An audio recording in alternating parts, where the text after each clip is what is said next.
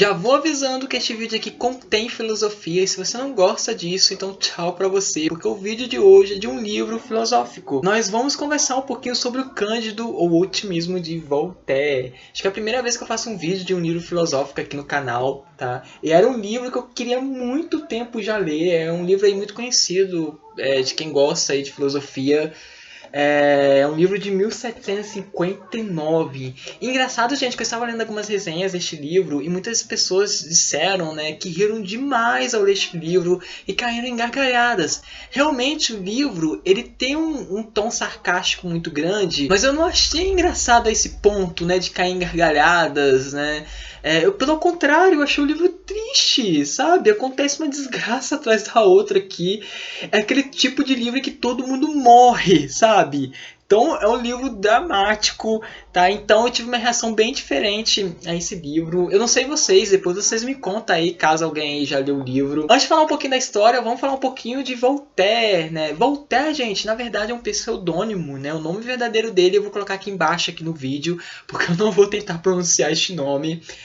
Voltaire foi um filósofo iluminista francês e as suas ideias e as suas obras influenciaram muito aí no processo da Revolução Francesa e da independência dos Estados Unidos. Vejam só, gente, o cara influenciou muito aí na história e ele usava aí os seus livros para criticar diversas coisas aí do século XVIII, né? Ele criticava muito a Igreja Católica, os reis absolutistas, os privilégios aí dos nobres e do clero. E ele chegou até a criticar alguns pensamentos aí de alguns filósofos. E ele defendia muito as liberdades dos civis. Então ele seguia aqueles pensamentos, né, aquelas ideias conhecidas como o liberalismo. Então por conta disso, você já pode imaginar que ele não era uma pessoa muito queridinha na época.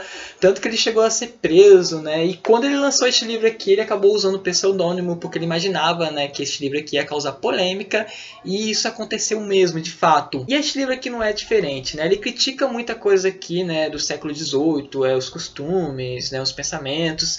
Mas a coisa que ele mais adora satirizar aqui é o otimismo de Leibniz. Leibniz ele era um filósofo que acreditava que o mundo em que vivemos é o melhor dos mundos possíveis, né? Por Deus ser um ser perfeito e bondoso, ele não poderia criar um mundo melhor do que este. Porque se fosse possível, automaticamente isso entraria em contradição com a essência de Deus, né? Com a bondade de Deus. Porque todas as coisas ruins que acontecem na vida das pessoas, elas têm um propósito. Elas são necessárias em favor de um bem maior. Então o Voltaire detona esse pensamento de Leibniz, né? O otimismo de Leibniz, usando o personagem Cândido aqui na história.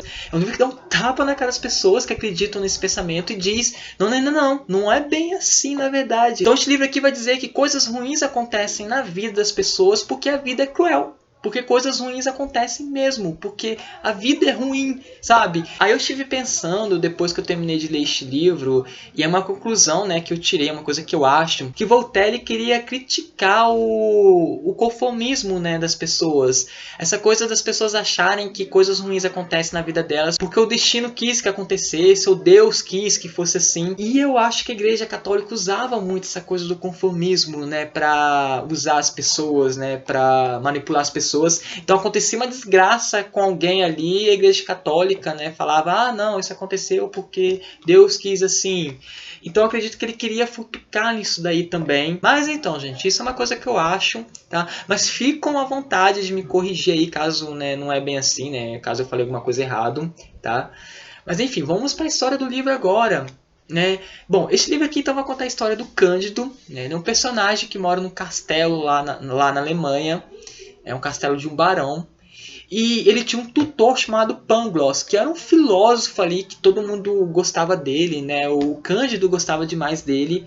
E o Pangloss ensinava muita coisa para ele, né? Muita coisa da filosofia. E o Pangloss, ele acreditava nessa ideia do otimismo, né? Essa ideia aí defendida pelo Leibniz. Na verdade, gente, o Pangloss, ele está representando aqui o próprio Leibniz, né? E o Pangloss, então, ensina todas essas ideias do otimismo pro Cândido, né? E o Cândido, então, né? Ele é influenciado por essas ideias, ele acredita nisso. Aí, num certo dia, o Cândido ele acaba se apaixonando pela filha do barão. O barão não gosta nem um pouco disso e acaba expulsando o Cândido do castelo e o Cândido é obrigado a viver na rua. A partir daí, gente, acontece uma desgraça atrás da outra com o Cândido. Bom, o legal é que este livro, gente, ele traz uma espécie de resumo de tudo que estava acontecendo naquela época, né, no século XVIII. Então aqui o livro vai nos trazer a Guerra dos 7 Anos, vai falar sobre o grande terremoto que aconteceu lá em Lisboa, né, que destruiu quase toda a cidade. Vai falar sobre a Inquisição aí da Igreja Católica, os piratas que agiam em diversos mares ali onde o Cândido passa. E o Cândido vai viver todas essas desgraças que aconteceram naquela época, né? Ele vai passar por todas elas. E toda vez que ele passa por uma dessas desgraças, ele continua acreditando nesse otimismo. Ele acha que todas essas coisas ruins aconteceram com ele por causa de um propósito, né? Um propósito que vai levar ele para um objetivo maior. Tem uma coisa que eu quero acrescentar aqui que eu achei bem bacana aqui durante a história do livro.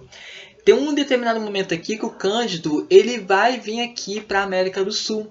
Né? E ele vai andar aqui por essas regiões e ele sem querer acaba encontrando o Eldorado. O Eldorado é uma lenda aí da época da colonização aqui das Américas e que dizia que havia uma cidade, né? Um reino, uma cidade toda feita de ouro, né? Cheia de riquezas, de pedras preciosas. E muitos exploradores europeus vieram aqui para a América do Sul e América Central para tentar achar essa cidade.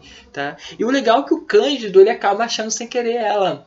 E a gente vai acompanhar isso, é bem bacana. Mas enfim, continuando aqui na história, num determinado momento aqui da história, o Cândido ele vai encontrar uma pessoa chamada Martim, que se não me engano ele é um filósofo também. E esse Martim ele seguia uma doutrina chamada maniqueísmo, que é uma doutrina que acredita que no universo há dois princípios opostos, né, que é o bem e o mal, e eles se conflitam entre si. Uma coisa que eu achei interessante, né, durante a minha leitura que eu fiz sobre o maniqueísmo, né, para fazer este vídeo, é que eles acreditam que toda a natureza material, por essência, ela é perversa, né? Ela é má. E a bondade, ela se encontra somente no espírito e no mundo espiritual. Eu achei interessante.